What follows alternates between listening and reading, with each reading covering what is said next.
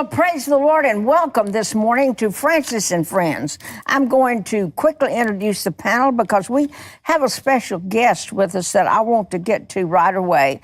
And Jim Nations, it's good to have you. Great to be here. Let me mention this week, Delphos, Ohio. We will be at Christian Heritage Fellowship with Pastor Mark DeWitt. The location is 10430 Elida Road in Delphos, Ohio. It's going to be this Friday night at 7. Saturday will be 2 services at 10 a.m. and 6 p.m. Sunday will be 10 a.m. and 3 p.m.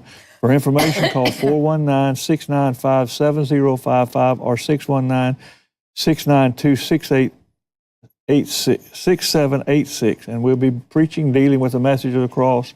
Come out and be with us. 5 great services. We're going to have a great time. Pray for us. Come out and visit with us. And we also have Carl Brown, which we are always excited to have Carl with us. Good morning. And Carl, welcome to the program today. Thank you, Sister Swaggart. I've got a quick announcement. Sure. Teresa and I both will be coming to Watertown, Wisconsin this weekend, Friday, the 12th through the 14th. We'll be at Promised Land Church, located at 243 East Spalding Street with Pastor Jeff and Elizabeth Steiner.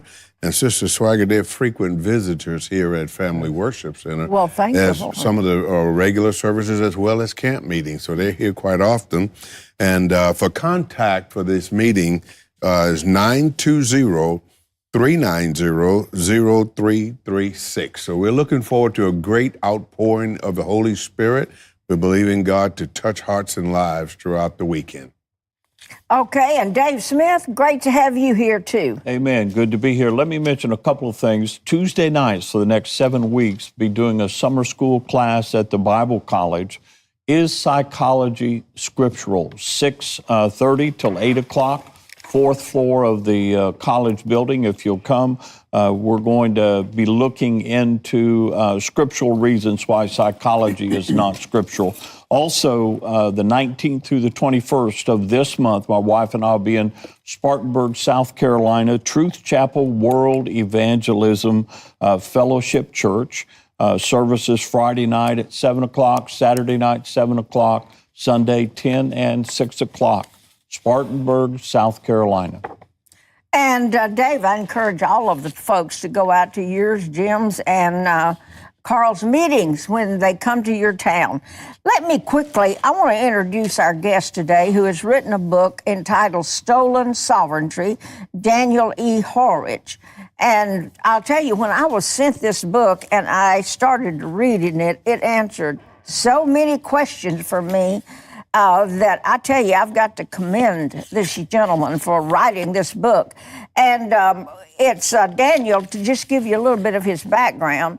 He's the senior editor for the Conservative Review. He's a leading expert on immigration policy issues.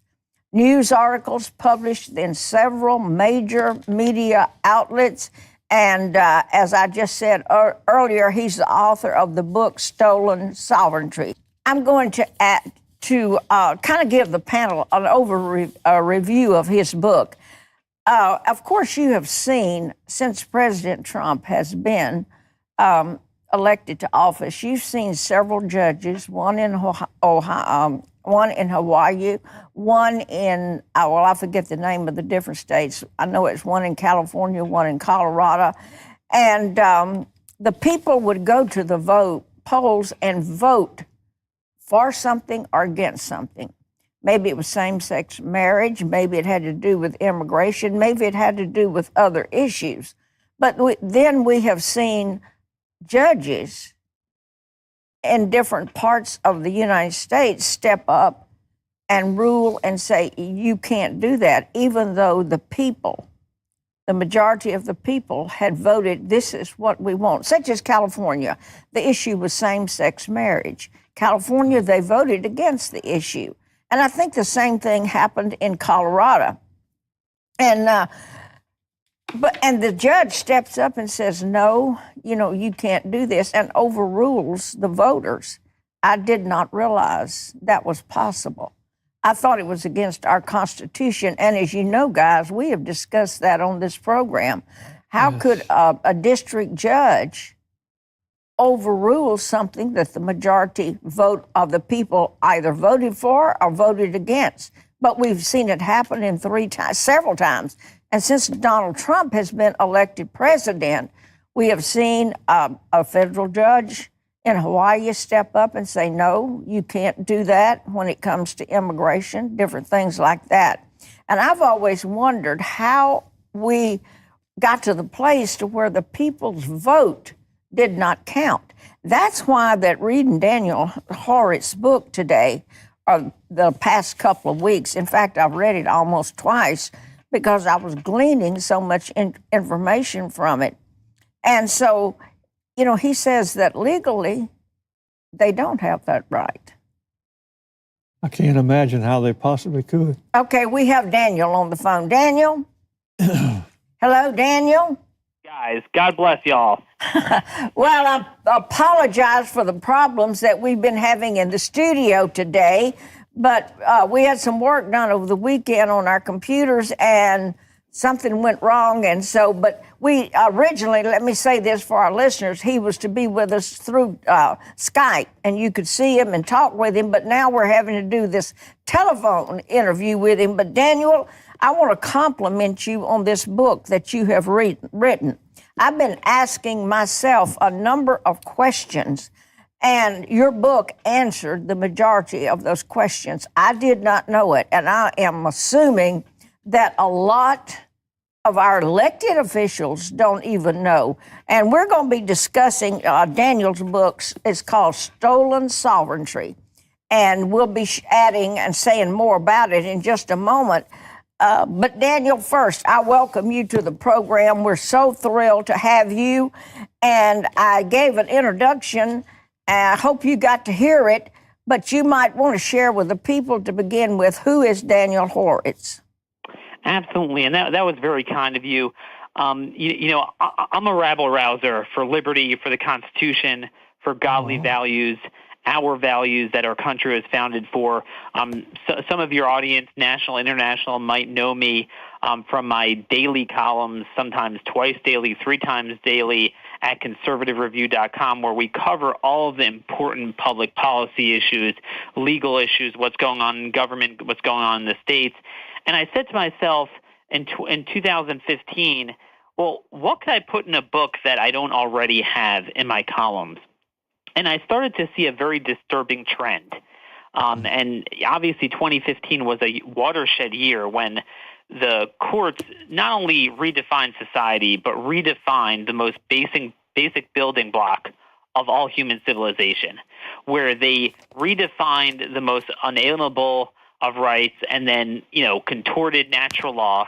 And I was shocked to see that there was no strong reaction on the other side. It's almost as if it didn't happen. Even among conservatives in America, it really wasn't much of an event.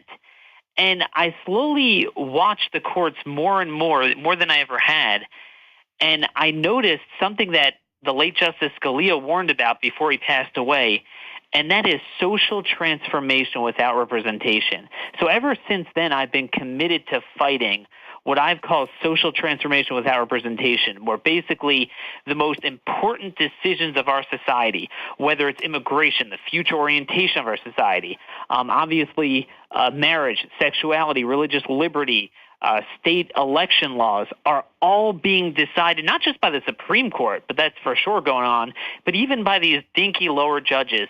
And Francis, how fortuitous of a day for us to meet together with your international audience here on a day where the entire United States government is groveling before a lower court, Fourth Circuit Court of Appeals in Richmond, Virginia, begging the court to have the power to control national sovereignty.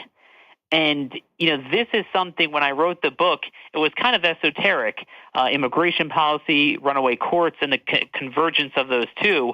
And I warned that will come a day when we'll have a president that wants to enforce our immigration laws, and the courts downright will not allow him to and will create an affirmative right to immigrate. So those are the issues that I've been writing about. Obviously, I have the ear of many members of Congress, at least the ones that still support godly values. And my hope with this book is to raise awareness that we are no longer slouching towards Sodom and Gomorrah with our courts. We are in it. Wow. That's quite staggering. How did this happen? Well, first let me back up and ask you this question, Daniel. If these district judges are unelected, how do they get to the positions that they're in? So obviously, the president, according to the Constitution, the president appoints lower court judges and a Supreme Court judge, gives the nomination to the Senate, and the Senate has to confirm that. Once they're confirmed, there is no way to get them out of office unless you impeach them. But some of your audience might be wondering, well, that sounds very tyrannical. Everyone else is elected. Therein lies the answer. They are not elected precisely because, in the words of Hamilton, they were to have neither force nor will over political and social issues. They're there to adjudicate individual cases and controversies, criminal law, bankruptcy law, interpret the statute. But the notion that they would be the sole and final arbiter, standing above the other two branches, standing above the 50 states, and now even standing above God's law and natural law, and then there's no recourse, that is a tyranny even King George could never have envisioned. Wow. That is... okay, Daniel, let me ask you this. Obviously, I think you just said, I'm having trouble with hearing this morning. I read that President Obama had appointed 30 of these judges, and they're very liberal judges. Is that correct? Well, he appointed a lot more than that. I mean, President Obama appointed about 30% of the appellate bench, and that's probably closer to 60 judges, and then 40% of the district bench. That's approximately closer to 250, 300. So this is not just about the Supreme Court, as many of us are seeing with immigration cases, how a puny district judge, the lowest rung, a trial judge, now feels that he has the power to place a nationwide injunction on the most foundational policies, overturn 200 years of settled law that the political branches have the full power to decide who comes in here. Now the courts took over that, just like they took over marriage.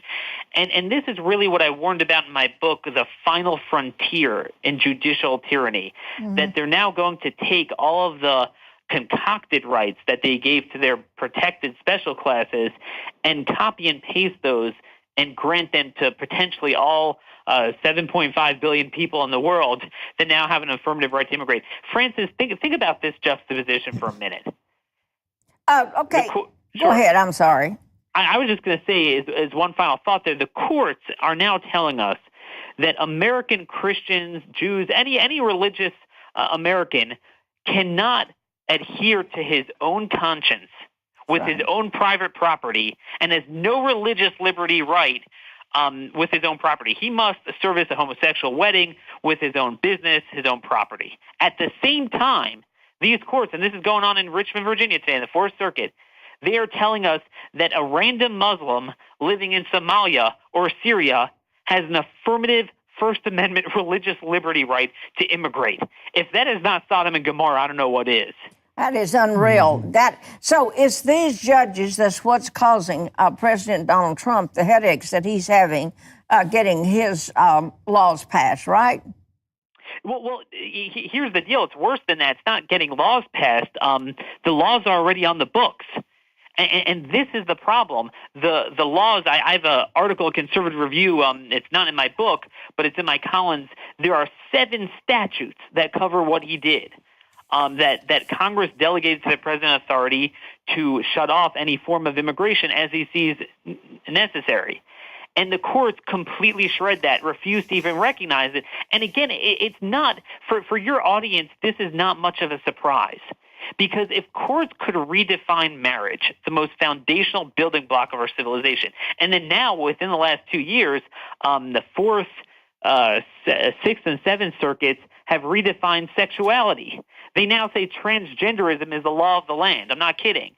So certainly it's not a jump for them to say that we're now erasing national borders and what it means to be an American, and anyone in the world can now petition our courts to have the right to immigrate. Okay, if they don't have the right to do this, how is the law standing? Are there ruling on certain things? Well, because this has been a slow bleed, as I refer to in my book, a legal ratchet, where they slowly ratchet away from the Constitution, they simultaneously grow their own power, and we're kind of like frogs in a boiling water. I think it's this desire for simplicity. Well, Congress passes a law, the president signs it, and then has to enforce it, and the courts, well, in first grade or fifth grade civics, we all learn the courts interpret the law.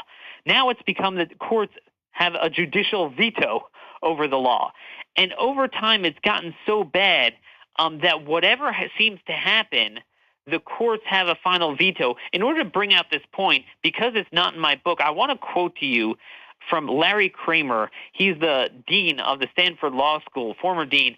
He said the following: neither the founding generation nor their children nor their children's children, right on down to our grandparents' generation, were so passive about their role as Republican citizens.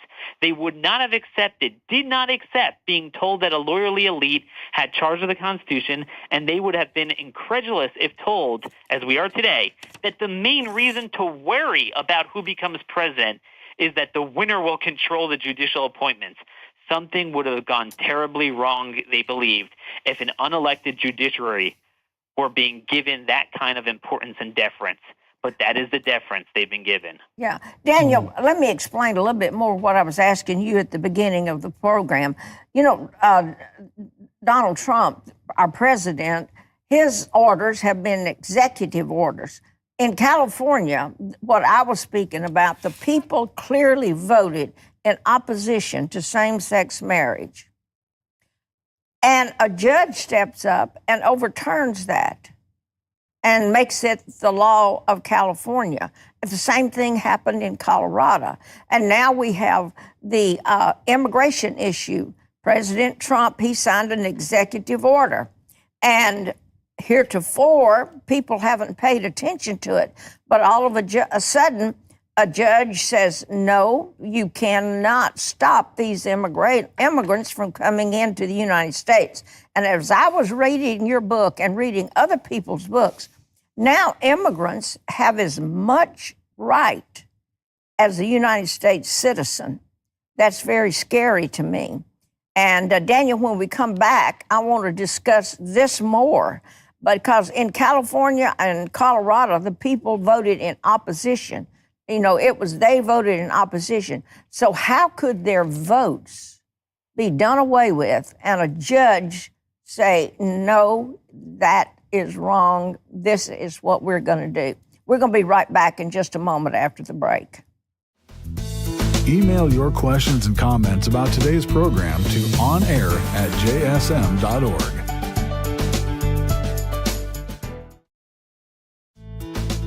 Join Francis and Friends on Facebook, facebook.com/Francis Swaggart.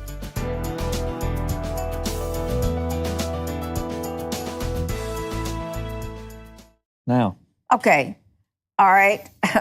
Forgive us. We're having very much a lot of technical issues today. And I apologize, Daniel, to you for that. But maybe we'll get it straightened out in just a moment. But the question that I posed to you right before the break concerning how can a judge overturn something that people in the state, let's use California as an example. How can a judge overturn that when the people definitely voted they did not want to honor same-sex marriage? So how can a judge overturn that when it's a law, the people voted against it? Well, you know, this is not the system of governance we adopted in 1789. Right. There is no such thing as a judicial veto. There simply is not. And this is really at its core what I warn about. We fought a revolution over no taxation without representation. But this is much worse. This is social transformation without representation. Like you noted, the people vote one way, and out pops different policies from unelected judges, and there's no recourse. Now, this started with Marbury versus Madison early on, the notion of judicial review, that if someone brings a legitimate lawsuit and says that a certain law violates their fundamental rights. Well, the Constitution stands above everyone, all branches, so the judge has the right to look at the Constitution.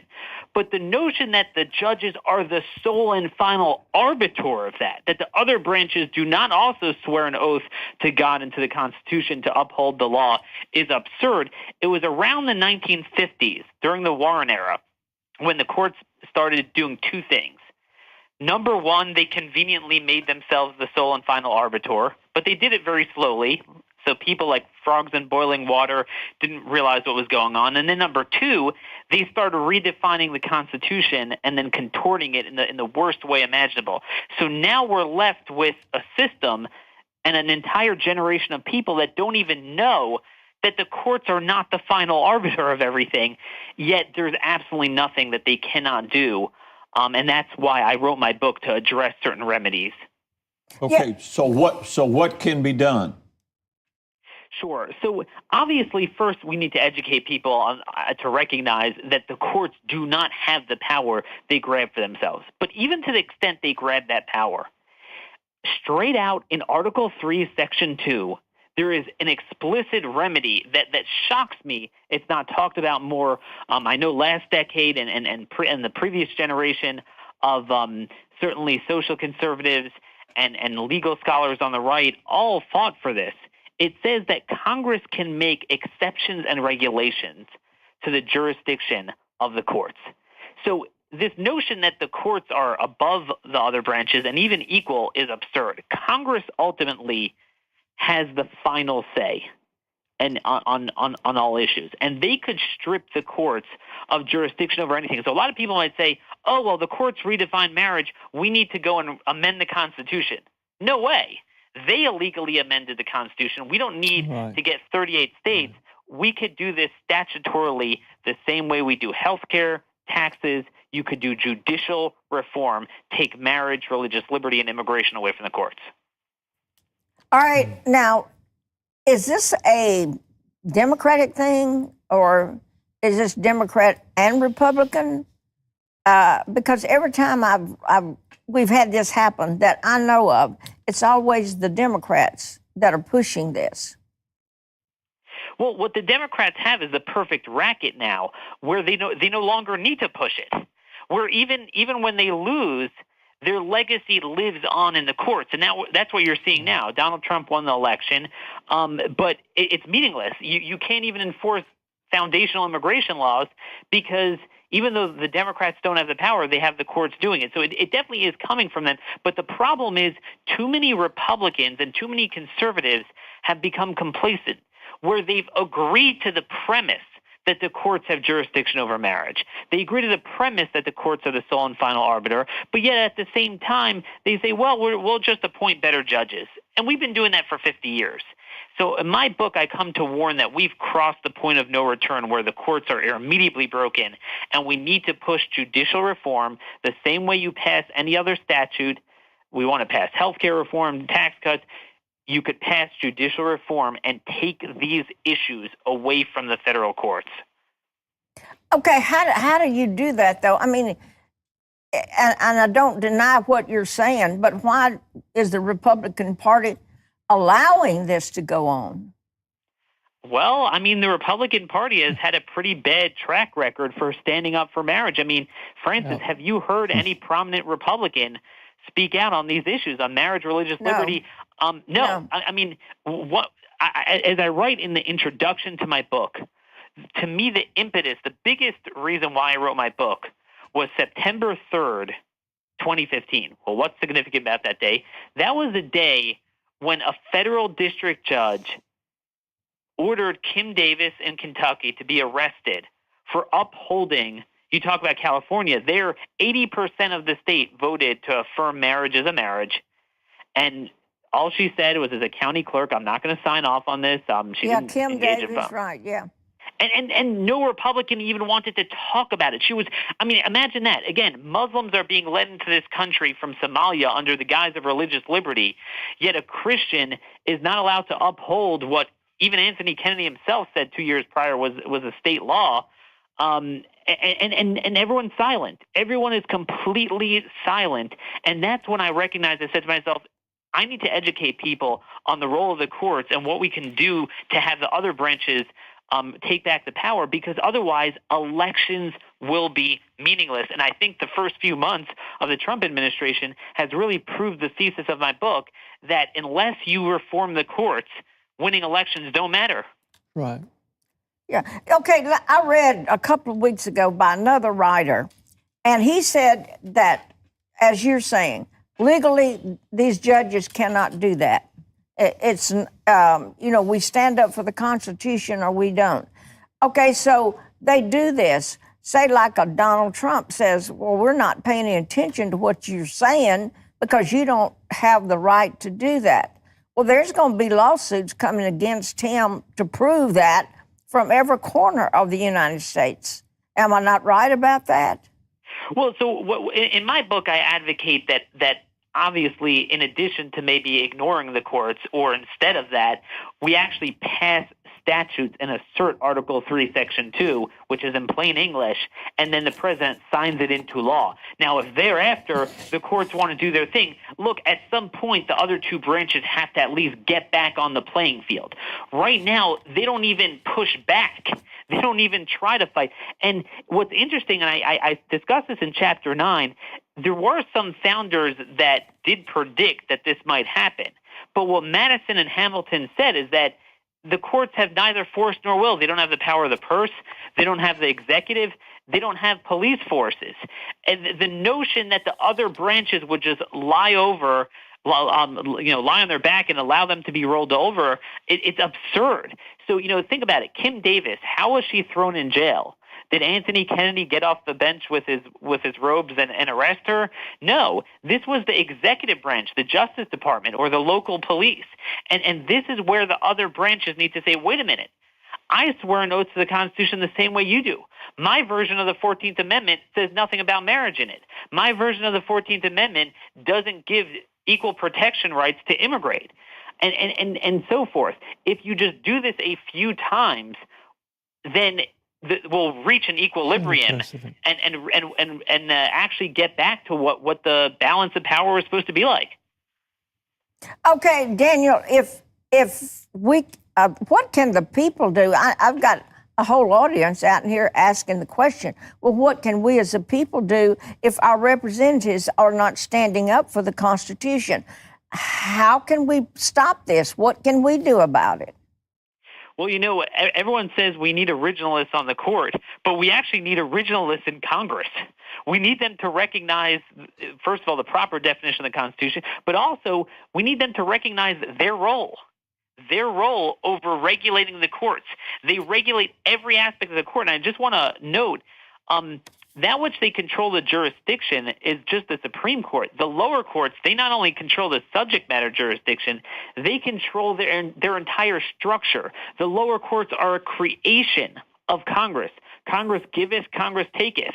They could take that back. So I think if there's a Republican House or Republican Senate or Republican President or Republican Attorney General, their constituents need to hear from them to say, wait a minute, you have this power.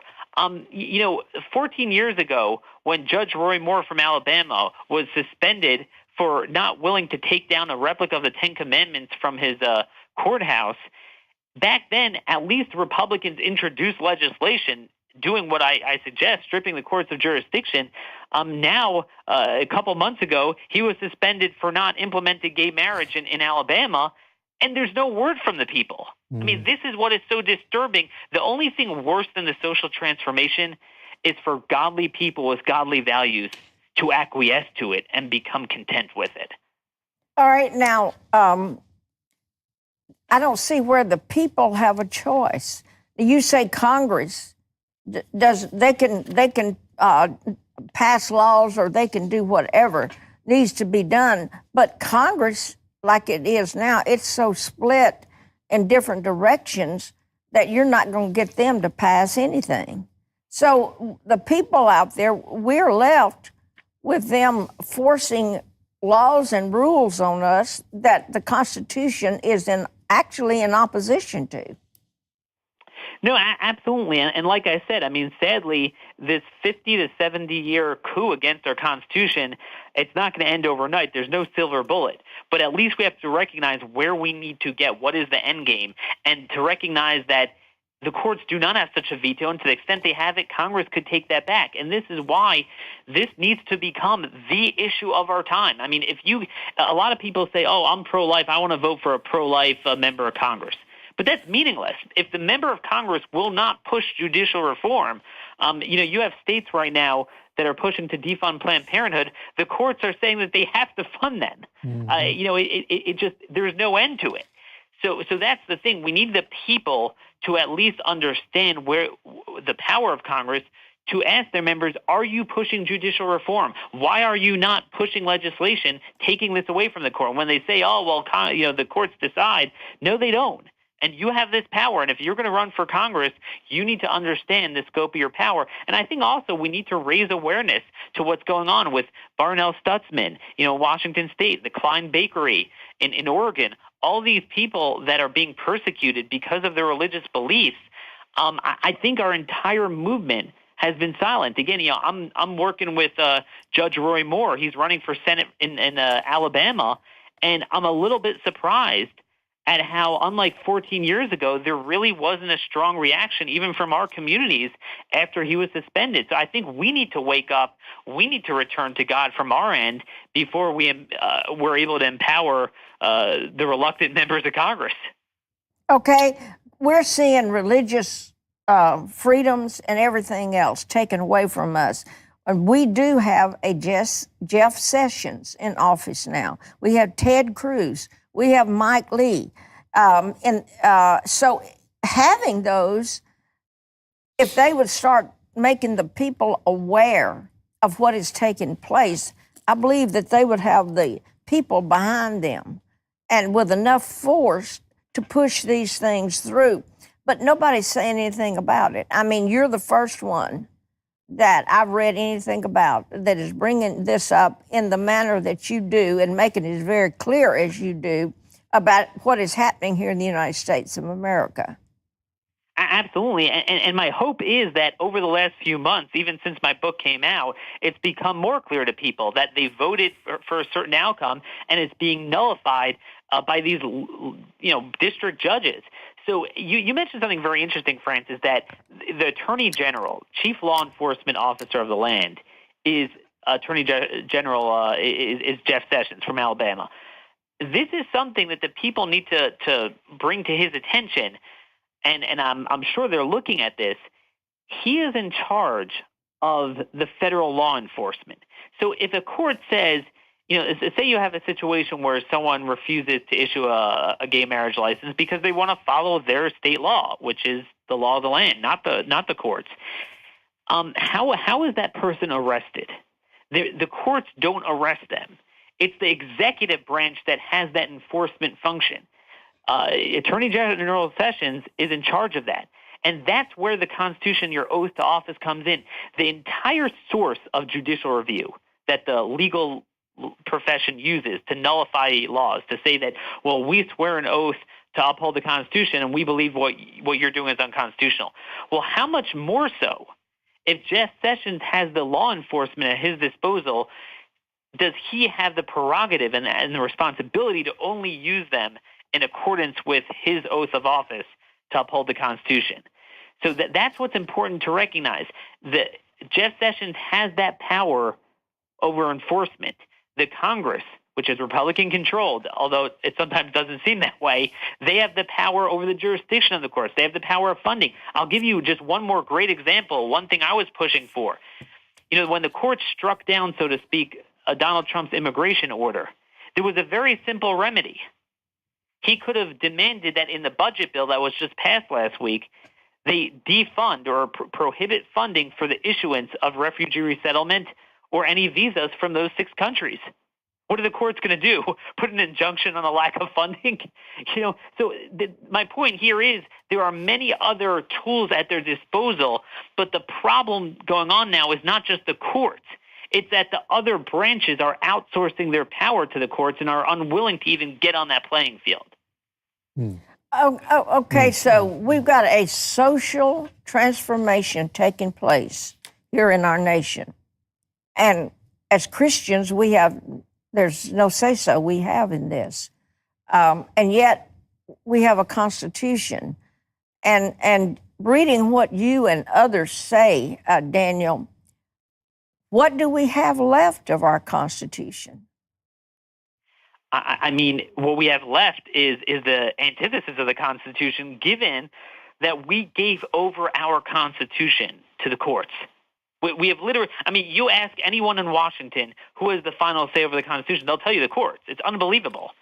And, you have the ACLU and the extreme secular left that now has the Constitution in their pocket. So what happens is, what's a state power, they give to the feds. What's a fed power, they give to the states. What's an unalienable right, they read out of the Constitution. What's antithetical to an unalienable right, they read into it. I mean, just how crazy things are. Think about this. Mississippi recently passed a law just protecting religious liberty, so people don't have to service homosexual weddings with their own private property. Basically, the court said, no, you can't do that. If you are a private company, you have no right to just merely mind your own business and not violate your conscience. Now, hold that thought, Francis. Then on the same day in Ohio, the court said Planned Parenthood, which is another private entity, they have an unalienable right to taxpayer funding. So a religious Christian business can't just merely be left alone. They're not asking for anything, asking for any money. But Planned Parenthood could harvest baby organs with taxpayer funding, and state legislatures can't even cut that off. That's how bad things have gone. And what I'm trying to say is elections will be meaningless if we don't reform the courts and reform the notion that they are the sole and final arbiter. What kind of support do you see in the federal Senate and Congress? When I wrote the book, it was absolutely nothing. I mean, as you guys saw from the marriage case, it literally didn't. I thought there would be a rebellion after Obergefell, like there was after Roe, an entire movement. It's as if it never happened. But what has happened is since January, where everything Donald Trump tries to do that is sensible, that upholds the law, not just on the moratorium, but you had 2 weeks ago the judge in California mandating sanctuary cities as the law of the land. I want you guys to think about that for a moment. Hold that thought. You have the courts telling us that states cannot regulate abortion. They can't define marriage. They can't have basic election integrity laws, such as the requirement for a photo ID to vote. All their districts are thrown out. The redistricting maps, everything. But when a state wants to violate the one thing that's manifestly federal, immigration law, then they could do that. It is unbelievable. So I have seen a number of people start to bring up my ideas, and I think by the end of the year, I predict it will have to head in that direction, because you're going to have complete paralysis where Trump can't get anything past Congress, but then the few things he could do executively, the courts just nullify. So this is the 800-pound gorilla in the room that I think our movement is going to ignore no longer. Is there any recognition of this problem and the solution in the Trump administration that you see? I'm seeing it in the House of Representatives. I gave a lecture to about 25 members. Representative Steve King from Iowa is the chairman of the Subcommittee on Constitution, so he definitely wants to hold a hearing and push back. As far as the administration, I have not heard anything, and I think this is the thing. Someone really needs to get to the president and inform him that it doesn't have to be this way. The problem is the president, I think, is used to his private litigation and his private businesses, where he's used to winning in court because, it has nothing to do with political or social issues. He thinks we'll just appeal these decisions. The reality is, they're at the Fourth Circuit, the Ninth Circuit, they're just as bad. And he's going to have the same result. So I think he needs to recognize that. I will add, there is one good piece of news. I did hear the president talk about one of the remedies I speak about in my book, and that is breaking up the circuit courts. So he talked about breaking up the Ninth Circuit. Part of the problem is the Ninth Circuit controls the entire west of the country. If you would just divide them up to again, Congress has final say. Congress could say, you Ninth Circuit, you have no jurisdiction over anything other than Death Valley, California. 2 square miles in Death Valley, California. They could do that and then create an entirely new circuit with newly appointed judges that hopefully will be, Trump appointments. These are some ideas, and I'm starting to see those ideas seep in. I think the people need to raise the awareness and the degree of intensity behind this issue as if it's the most important. Okay. Any of you, Carl? I'd like to, Daniel, I'd like to ask you this, because this is what I think I'm hearing you say as I've sat and listened intently, that if the people don't rise up and do something, then nothing is going to change. And this situation that you call social, what is it that transformation. The transformation, the social transformation, is just going to evolve into something that nothing can change. Is that right?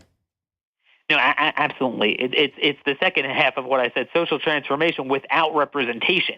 So there's no recourse. I mean, it's almost like the left is cheating. You know what I mean? You get around the elections. And I think there's been a lot of talk in the body politic about the fourth branch. They talk about what's called the deep state, how a lot of the Obama holdovers and the bureaucracies are still promulgating their policies, even though they're not elected and they have to follow the president as the head of the executive branch. So I think it's a similar thing with the courts, that the left has found a scheme to place their policies on autopilot and even ratchet them up even when they're out of power. So that's exactly the point, that pick your 10 favorite issues that you want dealt with, and I guarantee you every one of them will be nullified by the courts if we don't reform the judiciary. But wouldn't you say that there have to be an agreement not only with the Democratic side of this thing, but the Republican aspect too? Because there is no opposition from the Republican Party on this. If I'm hearing you correctly, wouldn't there have to be some collusion here with this? Oh, it's exactly collusion. Let me ask you something. Could a 100-pound woman body slam a 300-pound man and grounded pound them on the ground and beat them up? Right.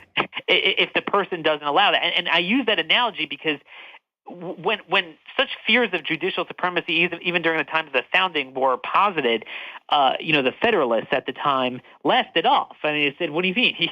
You have the power to legislate, the power of the purse, the power of enforcement. What could the courts do? But like I said, it's been over the last 2 generations. We've just placed this mentality in the minds of people that the courts have such power. And we have a running joke in my circles that there is simply nothing a court can do that will elicit a reaction. I mean, they could require 2 members of family in order to foster diversity to get sex change operations.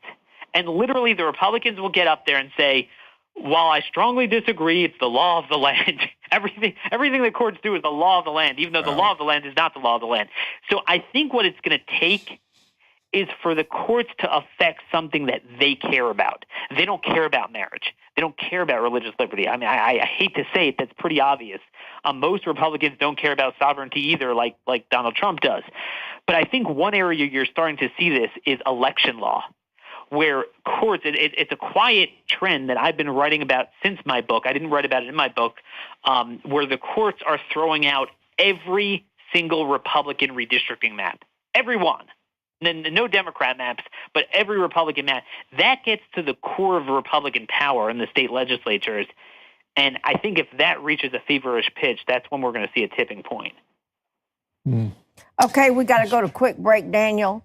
And we're going to be right back after the break. At this time, we are going to be taking telephone calls. Our email is still not working, but we are going to be able to start taking telephone calls, and that number is 800-342-8430. We'll be right back in just a moment. Truth. Sometimes it's hard to find. That's why there's Francis and Friends. Previous Francis and Friends programs are available online at sunlifetv.com.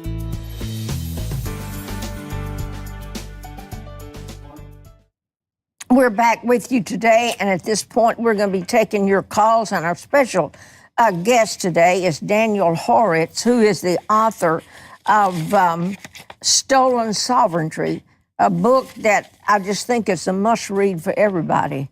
You need to really know what our rights as citizens of the United States really are, because those rights are being taken away from us by a judiciary that does not even have the right to do that. I'm going to read you something, Daniel, and I'm going to ask you before we go to our first caller, who is Lee in New Mexico.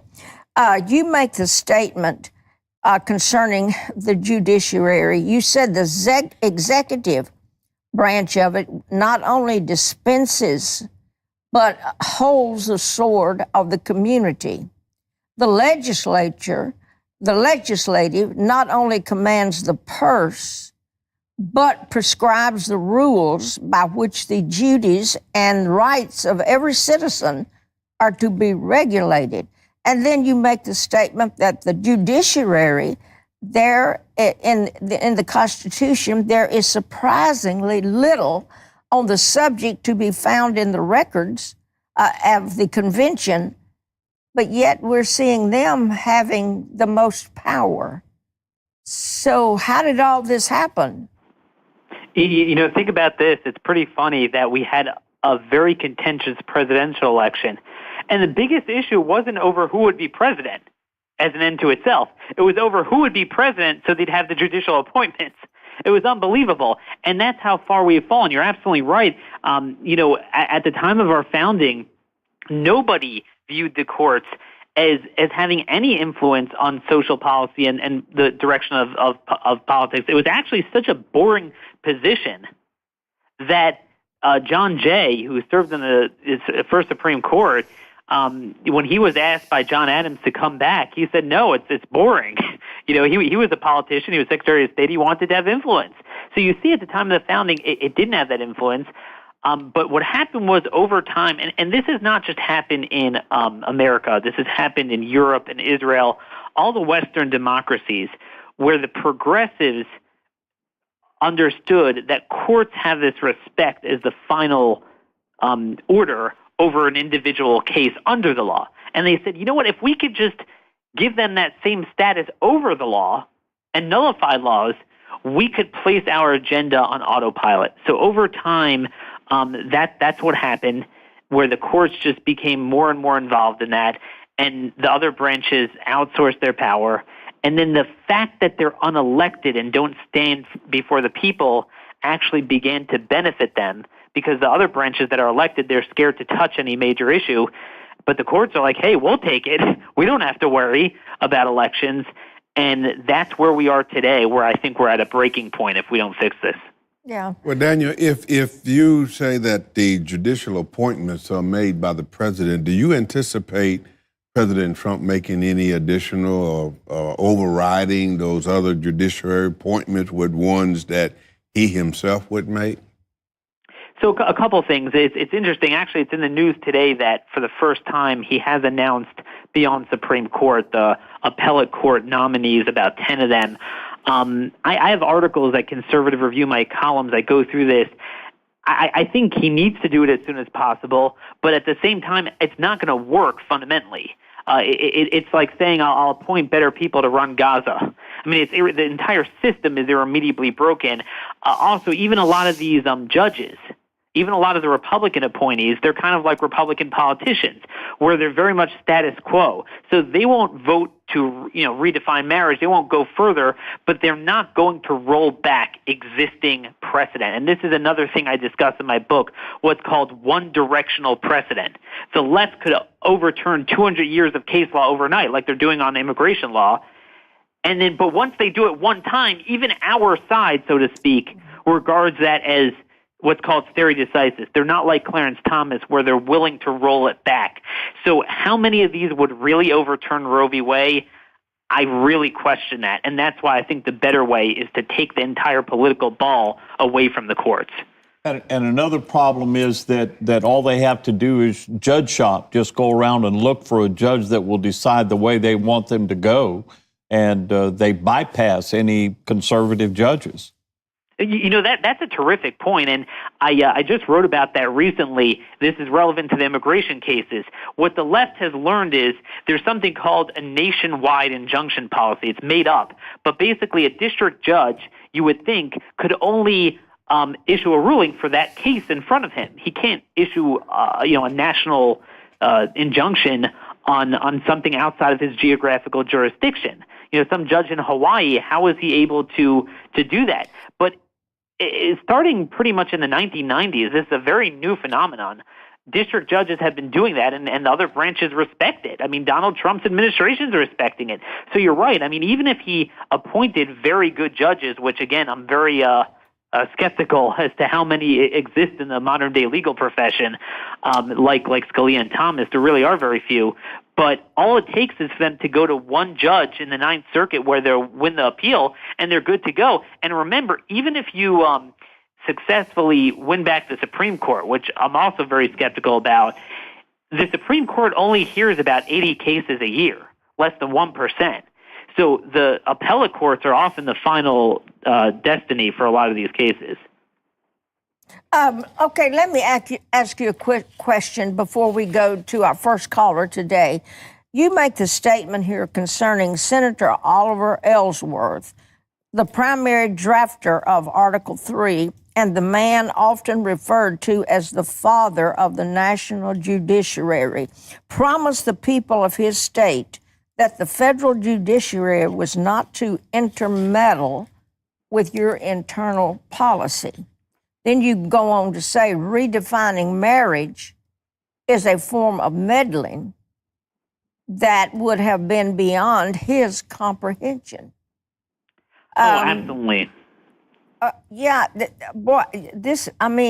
so, standing where we are, Daniel, you wonder, does the Constitution mean anything anymore? That's right. That's it. Yeah. Yeah, and that's what I attempted to do with this book. And obviously, I know we're running out of time, but there's a lot of quotes there. I wanted people to know that, this is not just some line taken out of context from Article 3, Section 2, that Congress has the full say over the courts. I go through the drafting of it and all the quotes about it, and even from people like John Marshall, who was a judicial strongman of his day, what they said about it. So it's all there. And the thing is, I must say, a lot of people ask me, what do we do? Well, obviously we got to pray, but the first step to solving a problem is you have to acknowledge the severity and the depth of the problem. And what I attempt to do here is to turn up that heat on that frog in the water and make you guys jump out. All right. I'm going to recommend the people get your book, Daniel, because this will help them so much. I mean, this is one of the must-reads in our society today. But let's go to our first caller today, Lee in New Mexico. Lee, welcome to Sun Life Broadcasting. You have a quick question for Daniel. I do. Thank you, Francis, for having me in the air. And Daniel, I'll be the first one to order your book because I really think that people need to get more educated and more aware.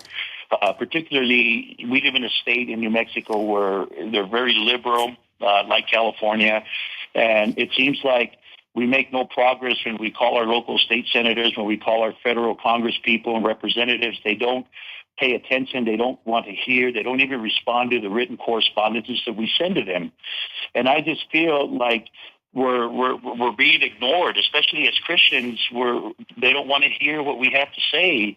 And as I was hearing the program this morning, I was really moved where the Lord led me to Joshua 1, where the Lord commanded Joshua to command his officers to go right through the land. Is it possible, with that being in mind, as we read in Joshua, where the Lord just said, just go through the land and possess the land, is it possible that Christians may have to stand up? And when I say stand up, it literally stand up and say, no more. We're not going to, this judiciary issue that we have by judges overturning executive powers, this judiciary making laws and passing laws where they have no jurisdiction over.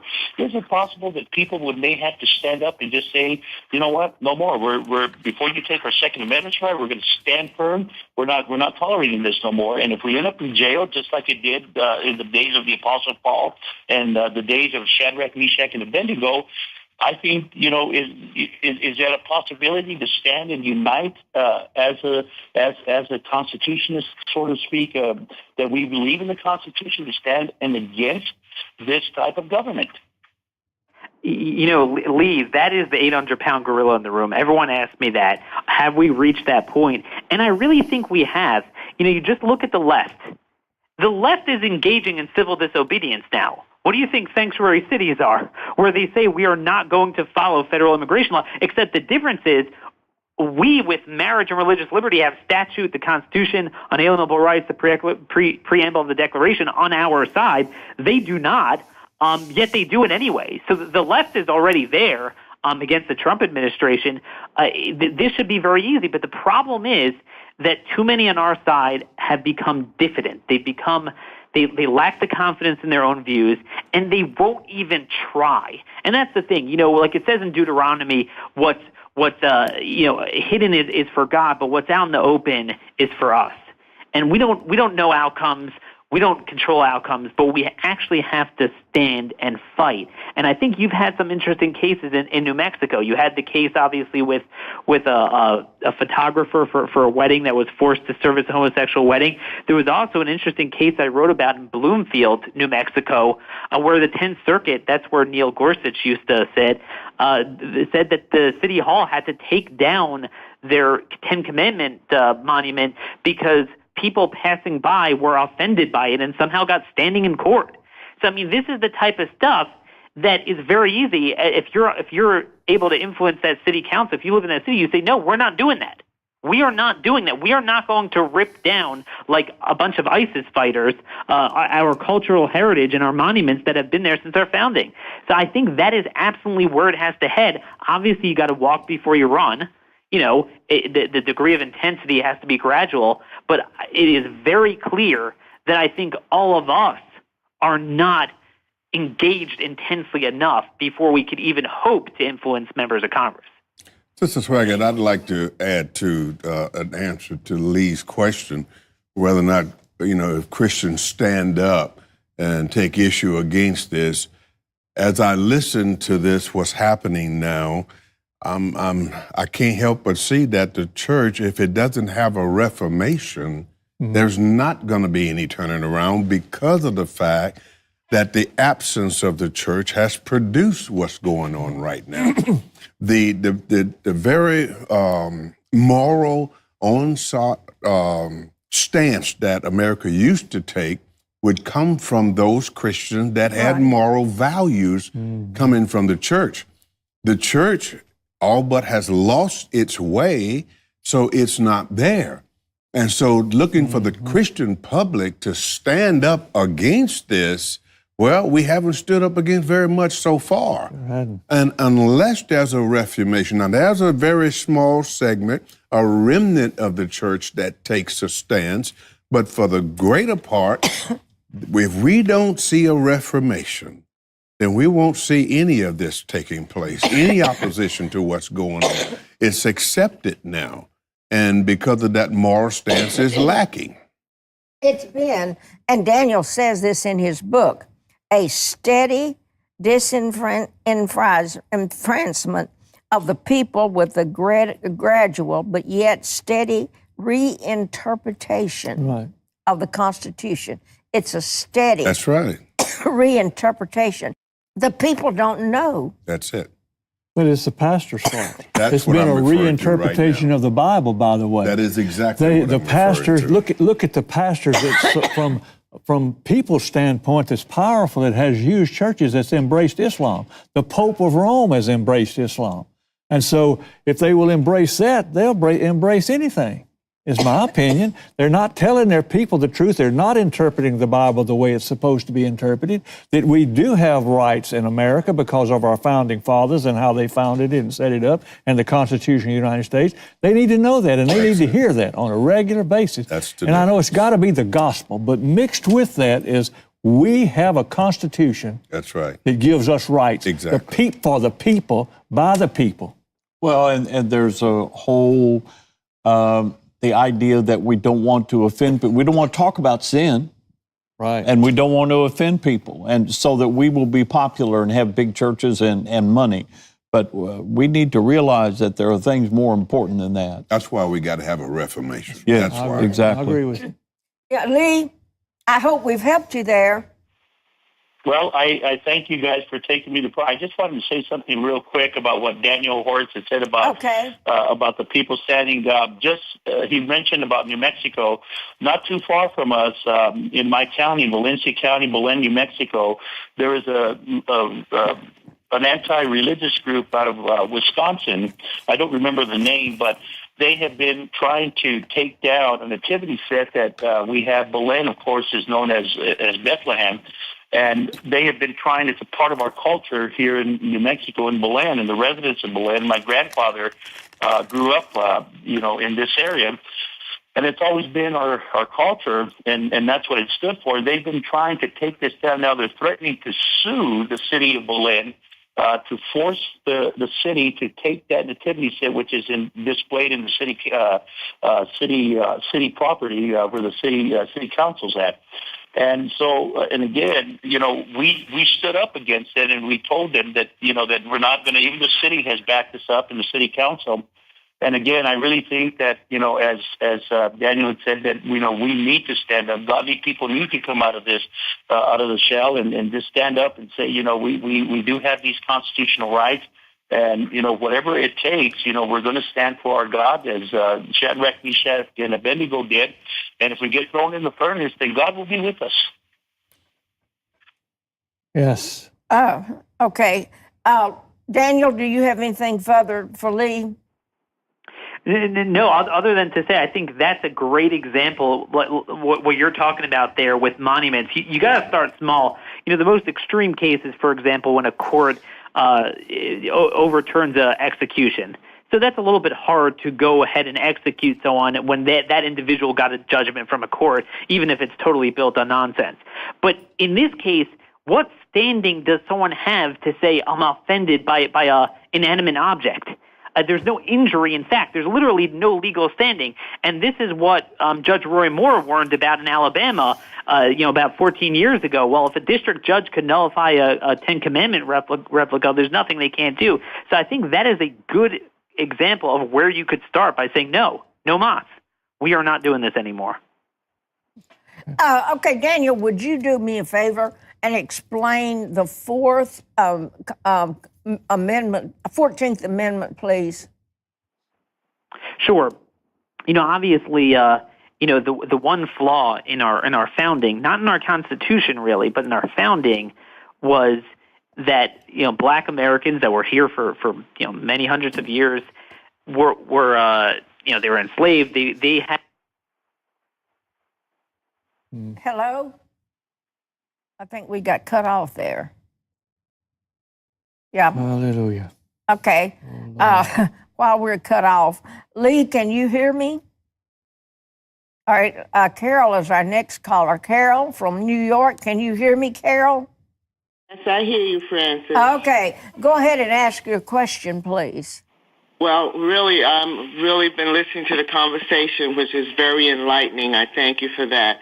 I'm not that knowledgeable about, the constitutions and all. I should be. However, I'm very nervous. I'm very nervous because it sounds like almost as if there's no hope for us, and that frightens me because I'm hoping that things could have changed. I was looking forward. I know Trump can't do everything overnight. That's not realistic, but from what it seems is like there's no hope for things turning around to bring this country back to the morality it should and once had. Like, I mean, is it only going to be for my great-grandchildren that I'm going to see this? And I'm listening to how, people are talking, like the man was saying, this person who brought a case against them. How come a Christian can't? Can I not sue somebody and say, look, I don't want homosexuals. I don't want this to be the law of the land. I mean, I don't like the idea of transgender bathrooms and stuff, or being pushed on my grandchildren in school to learn about my two daddies or my two mommies. I mean, that's where I'm at. I may not sound, I'm sorry if I'm sounding all over the place, but I'm just so upset because it's like I feel so hopeless. Can you help me understand? Is there anything we can do now? I mean, what can I do? Absolutely. You can pray. You can trust God. You can talk to other people. You can talk to your pastor. You can talk to other believers and let them know that there's a crisis. We're in a civil war here.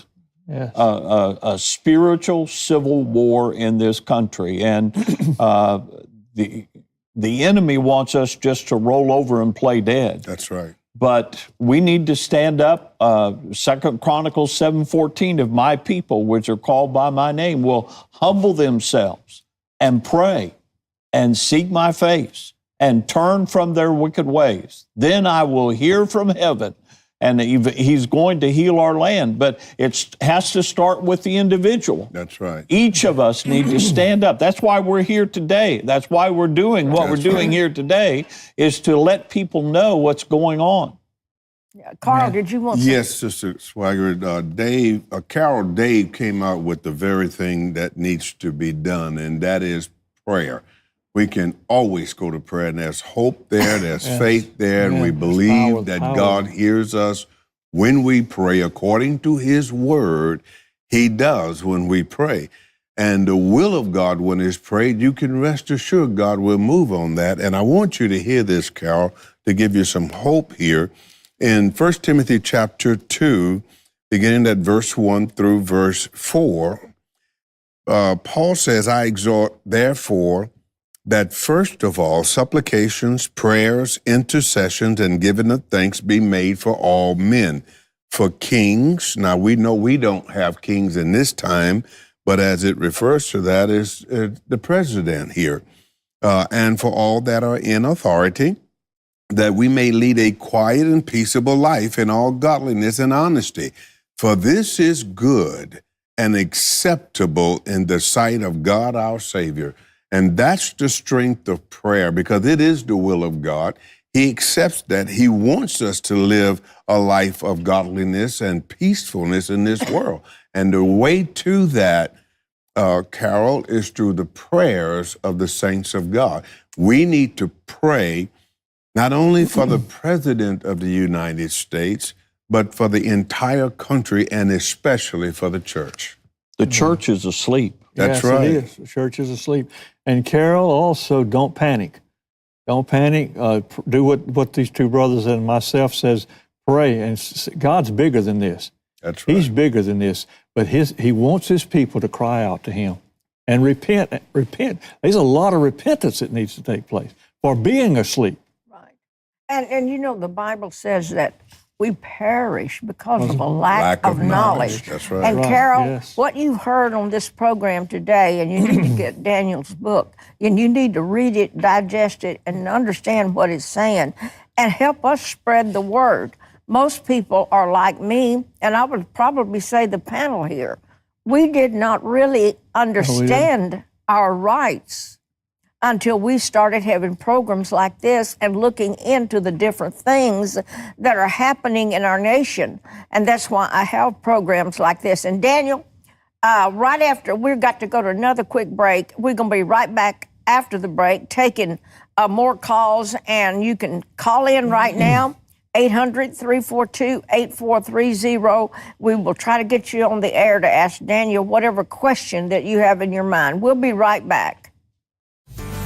Find out more about Francis and Friends on our website, francisandfriends.com. We're tackling issues affecting the modern church. If you have a suggestion for a future program, send it to onair@jsm.org. All right, Daniel, I just want to make sure you're back. Absolutely. Really glad to be with you guys. Okay, great. All right, we have another caller on the line. Well, could he answer, what was it, Frank's question, or the lady, Carol? There's no hope. How would you answer that? Sure. I mean, I'll share with you a struggle I have every day, and it's even worse for me because I do this for a living. You know, your listeners actually have real jobs for a living. I don't. And, you know, I struggle with this. I'm very much at peace with the outcomes. The outcomes are for God. But as someone who fights in this sphere in politics, I want to be a part of a movement that at least follows Micah 6:8, and you do what's righteous. And what the problem I have now is I feel like we don't even have that movement. I know a lot of you have already spoken about the fact that the church is broken, and that's really, you see that. You see the churches dealing more with bringing in Muslim refugees than they are with the homosexual agenda, the transgenderism, the coercion, funding Planned Parenthood. What is going on there? So that's really the source of the problem. We need to look inwards. This is like Ahab and Jezebel's era, where there was almost nobody left that didn't kneel to Baal. So it's I think our own communities, our own people. It's people on the political right in America. It's Christians. It's churches. It's synagogues. It's got to come from there first. It's got to come from within, because I'll tell you this much: the Republican Party and the conservative political machine could not be where it is today, which is completely comatose when it comes to these issues, if the church were completely healthy. Yes. All right. Our next, Daniel, I'll wait and let Frank. Let me introduce Frank. And Frank, welcome from California. You have a question for Daniel? Hello, Frank. All right, let's go to Bill in Ohio. Good morning, everyone. Can you hear me? Yes. Yeah. Is this Bill? Yeah, praise the Lord. Hey, I am so honored to be on your program this morning. Daniel, you are my spiritual brother in this situation. I've taught school for 30 years, and the very things that you're bringing forth here, I've been telling kids about and warning about and telling them the potential of all this for 30 years. And you know as well as I do, the snake was let out of the box with Marbury versus Madison. And most certainly the devil was sitting at the end of the table there at the Constitutional Convention taking notes, trying to figure out ways to subvert what was created there to be our government. And the problem I see, and I think Carol kind of brought this out, is I think people have trusted our government to be our protector. Mm-hmm. And because of that, they have not paid much attention, or they have never gotten too involved other than the fact that they identify as Republican or Democrat. And so many people have been beguiled. They have no idea what's going on. They don't know the truth. I see it in the kids. I see it in their eyes when, they really don't understand the true things that are going on in politics. We can teach them the system, but we can't teach them what goes on behind closed doors, because oftentimes we don't know. But I have warned my kids for 30 years of this stuff going on. And what we're seeing right now is no shock to me, none whatsoever. And I Pastor Brown, you stole my thunder. Mm-hmm. The church has got to wake up, and we have to get this message of the cross to people and get them to understand who they are in Christ and what our country is about. Yeah, Bill, could we go ahead and state your question for Daniel, please? Well, I don't have a question as much as I have a statement that he is dead nuts on. He is absolutely, on the money with what's going on. And I just want to applaud you people for, what you're doing there and the information you're bringing to the people, because what he's saying is it's the truth. That's exactly right. Yeah. And thank you, Bill. Daniel, did you want to respond to any of that conversation? Well, it just gives me hope hearing people like Bill, just to know there's people out there that still exist. Sometimes I wonder if I'm on an island here in the nation's capital, just trying to fight lonely. So that in itself really gives me hope. And the thing is, you need a Jeremiah in order to get an Isaiah and an Ezekiel. And I just think I don't want to just chronicle the downfall as I do in my daily columns, my books, and stuff like that. But like I said, we do need to get the truth out. The only thing worse than the political class messing this country over and transforming our values is for them to do it and for us not to even realize it. Yeah, you know, I mentioned the 14th Amendment to you just a moment ago. And in your book, you say that they, meaning these people that are trying to transform America, and they're succeeding unless we stop them. But he said they gradually are ratcheting up the reinterpretation of the 14th Amendment based on their thesis of a flawed founding. They contend that the 14th Amendment, which rectified the original sin of slavery, which was a horrible sin, also rectifies every grievance that they perceive until the end of time, such as gay marriage, transgender rights, abolishing the death penalty, abolishing school prayer, affirmative action, illegal aliens' rights. You name it, it's in the 14th Amendment under the due process and equal protection. And then you're going to say even further, these phantom positive rights are retroactively reincorporated into the original Bill of Rights at the time of the founding and are binding against all state and federal legislation to the country. Now, exactly what are you meaning there? Sure. What I tried to do is cut through the legal fog to explain to people the game that they play. How, when you hear it, this is unconstitutional. The court struck down marriage. They struck down the, abortion regulation. They struck this down, where it comes from. And it comes from exactly that. I often tell people, and true brothers, true conservatives that are like-minded, wink and nod, they believe in the same thing, that the Obergefell gay marriage decision did more violence to the Constitution than Roe v. Wade, because it wasn't just the underlying issue that we're just now disseminating sin, recognizing it, mandating it on the states. It's and redefining the building block of civilization and all the social problems. It totally destroyed our Constitution. What it did was retroactively, I have a line in the book there that there's about 25 words from Anthony Kennedy, Justice Kennedy, that forever remade the Constitution. And to sum up what he said is that the 14th Amendment was given over to future generations to discover new rights as we find them. And when he said we, he meant judges. So what he did was that means that there's nothing they can't do. And I took a look at that and said, wait a minute. That means that they could come back and say retroactively we can enshrine into the 14th Amendment, which, by the way, was ratified in 1868. So certainly there was no gay marriage going on there. And they could just create an affirmative right to immigrate for the 7.5 billion people in the world. And indeed, that's what happened. There's no limit to that. So it's a perfect system that they created that is all retroactively into the 14th Amendment. Whenever they discover a right, I think we have the right for a man to use a female bathroom. Well, it's in the 14th Amendment. Mm-hmm. And there's nothing we could do about that. It's not a matter of appointing new judges because they've already built phony precedent on top of all these decisions for years. Oh, okay, let me ask you this before we go to Sandra in Delaware.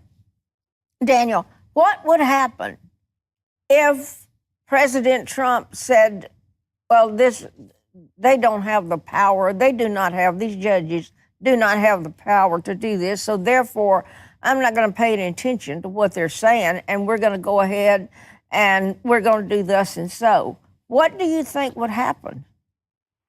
I think he needs to pick the right time to do it. And I think with the second immigration order, I think he'd have an entire movement behind him. He'd galvanize this. He'd bring it to a breaking point. Because the second order is not even on people that have visas already. It's on hypothetical future prospective immigrants that might someday want to apply for a visa.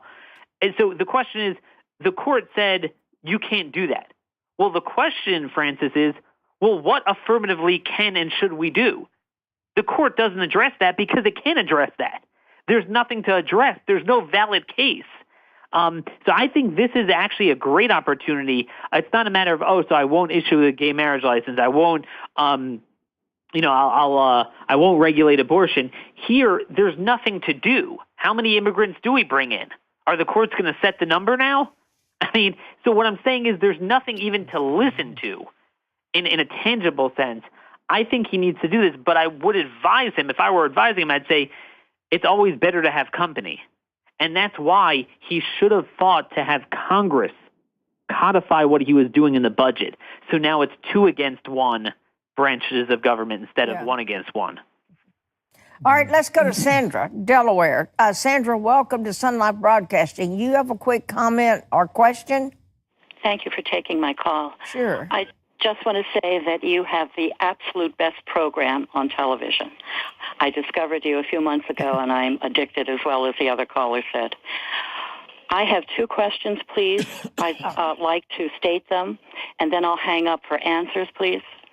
The first is, why don't, or why haven't, might be a better way to say it, religious organizations like the ACLJ take these decisions by the lower courts that are anti-constitutional, take them to the Supreme Court, and fight them all the way tooth and nail to try to have them overturned and become a firm part of our law? Then the second question is... Okay, let's take that question, please, Sandra. Let's let Daniel ask that, and then we'll go to your second question. Thank you. Well, I think, Sandra, there are some terrific organizations. Alliance Defending Freedom, I know, has really been all over these cases. But here's the problem. I'm glad you mentioned that, because this is a central rebuttal to a lot of people who say, hey, Daniel, don't worry about the courts. Trump's president now. He'll just make new appointments. Maybe Anthony Kennedy will retire. The problem is the courts are worse. The Supreme Court is worse than you think. One of the ways Chief Justice John Roberts has been sticking it to us is by what's called not granting cert. That means not taking the appeal from the lower courts. So a lot of people say the Supreme Court's destroying America. Well, I don't disagree, but it's really the lower courts that are usually destroying us, and then the Supreme Court just doesn't grant them the appeal. So that winds up becoming the graveyard for our review. So I think there are some groups doing it, but until we strip the lower courts of power and cut the legs out from under them, I don't think there's too many cases we could find a remedy. I'll add, you had last year in the Sturman's case, a pharmacy in Washington State that was forced to cover every single type of contraception in their pharmacy, even though it was all available within 20 miles at other venues. And the lower courts really, this was the Ninth Circuit Court of Appeals, stuck it to them. And guess what? The Supreme Court refused to take it up. So that's part of the problem. Okay, and Sandra, your second question. Yes, please. Perhaps this is a better question then. Why don't we begin as a nation, would have to start with Christians, a movement to get Congress to simply add to the Constitution that no court can frame decisions outside of the Constitution. In other words, they have to strictly adhere to the Constitution. If they don't, their decisions become null and void, and the judge should be disbarred. It seems that may be an oversimple thing, but also my understanding is that there is a state constitution movement going now to try to get something done with what's going on. Perhaps you understand what I'm saying, a statewide thing. It's in the Constitution that we can petition Congress or overrule Congress with a nationwide state convention. Now, I don't know if I'm saying that correctly. Perhaps you know what I mean. Okay, let's see what Daniel says. Daniel? Sure. There's 2 things you bring up. I mean, one's just, constitutional amendment in general, and then the general movement of Article 5 Convention of the States. As far as the constitutional amendments, absolutely. I mean, you're right. You could always amend the Constitution, but the point of my book is to try to identify things that you don't need that for. Because let's walk this through. In order to amend the Constitution, you need to get 38 states to sign on to it, 38 out of 50. That's a much higher bar than what I'm calling for. You could do statutorily. You could do, House, Senate passes, or the president signs into law. The same way, you want any issue on taxes or health care, these are remedies that you don't need to amend the Constitution. As far as Article 5 convention, this is a movement that said, look, we're not going to fix things in Congress because you need 2/3 of both houses to vote an amendment to the Constitution out to get it to the states to ratify. There's another part of Article 5 of the Constitution that bypasses Congress, where you initiate the amendment from the state legislatures rather than from Congress. So 2/3 call for a convention. That's 33 states. And then you have a convention where you propose amendments, and then each amendment proposed needs to be ratified by 3/4, which is 38 states.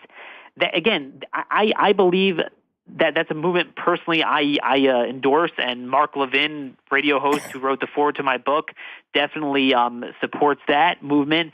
But I think we need an all-of-the-above approach, all of these things. But I would just note that all those things require a constitutional amendment, whereas what I'm proposing, Congress already has the authority under statute. Already got the authority. So it would be, first of all, a lot quicker and a lot easier than going to amendments to the Constitution. Absolutely. I'll just give you an example. Republicans want to repeal Obamacare, or they want to do tax cuts. Well, however you get around the filibuster, whether they reform it or abolish it, the same way you plan on passing those things, you could pass this easily with, a Republican House and Senate. Okay, Daniel, let me ask you this. You're talking about calling a convention? Yeah, a convention of the states. Okay, but I've heard that's not a good thing because they could pass anything during that time. That's dangerous. And I've read a lot on that, and I think it's pretty much conceded out there that that would be a dangerous thing to do because other things can be introduced at that time and possibly voted on. Well, so a couple of things. I mean, I don't address this in my book. It's not part of my main push here, but as far as Article 5, I mean, the first thing I'd say is we already are having a constitutional convention. This is kind of our discussion here. The courts are having an illegal constitutional convention every day. They're engaging in one without any opposition. So I don't think they need to go through the cumbersome process of getting 33 states to initiate and 38 states to sign off, which is almost never going to happen when they get it for free. They literally get it for free when the ACLU just brings the lawsuit. They give them standing no matter what, and then overturn a nationwide policy or a state policy.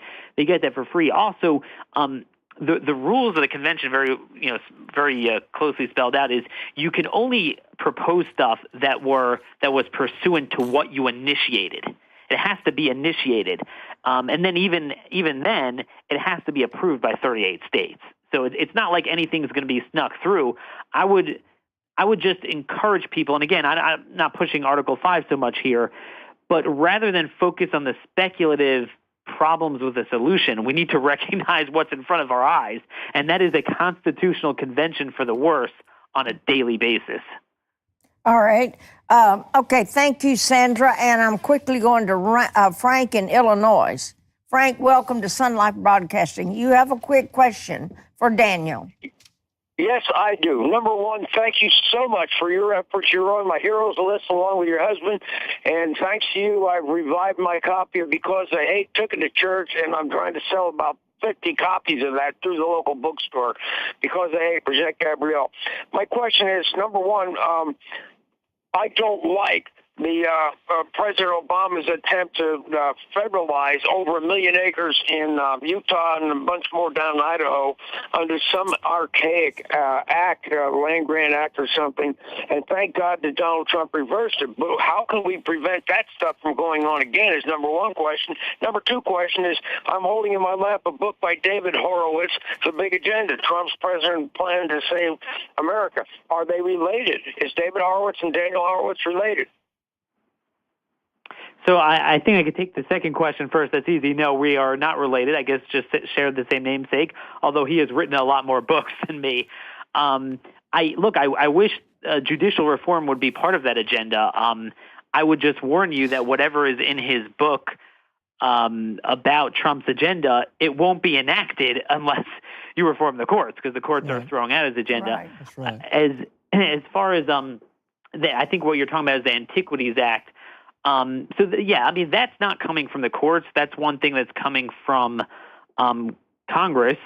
So, I mean, it's like anything else you don't like coming from Congress. You could vote these people out. I mean, your members of Congress in the West, in Western states, they need to stand up for that. About 75% of the land out West is owned by the federal government.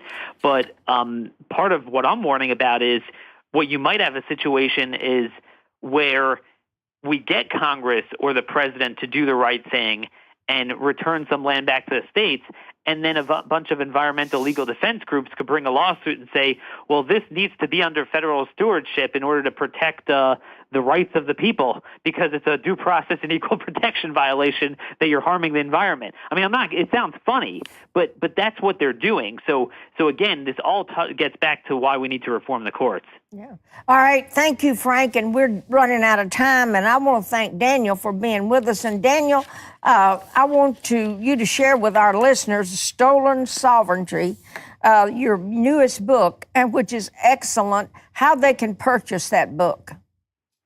Absolutely. I mean, the best way is to go to Amazon.com. You go to Stolen Sovereignty, How to Stop Unelected Judges from Transforming America.